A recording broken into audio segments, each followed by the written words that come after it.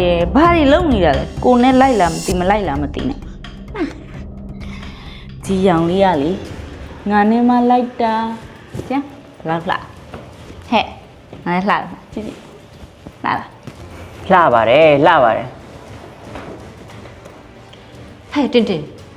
နင်ကလေနင်အိမ်မှာကြည့်စရာမှန်မရှိလို့များလားယင်နင်ကိုနေလှတယ်လို့ပြောနေလို့လေ ဟဲ့မြမြဒီလိုပြောလိုက်တာလေအားနာစရာကြီး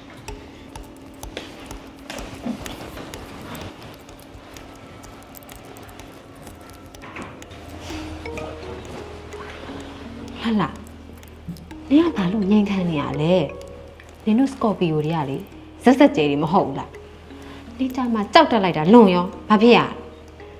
နင်ကနော်ငါနဲ့ငယ်လေးတွေကပေါင်းလာတာငါအကြောင်းမသိရလည်းမဟုတ်ငါကြောက်တတ်တယ်ဟာ နင်ဆိုဒီမှာလည်းနော်နင့်အဖွားနဲ့နင့်အမျိုးလဲအားနာပါဦးနင်တို့စကော်ပီယိုကွင်းနေရလေဇက်ဇက်ကျဲတွေမဟုတ်ဘူးလား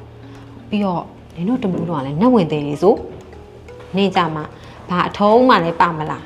ကြောက်တတ်တာလွန်ရော ငါနဲ့ပြောအောင်မင်းသိလားငါဘာပြောဖူးတာကတော့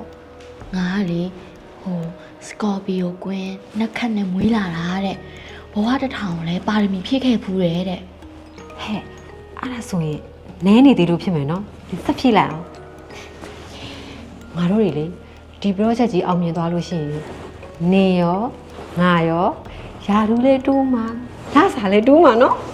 ပြောစရာလေ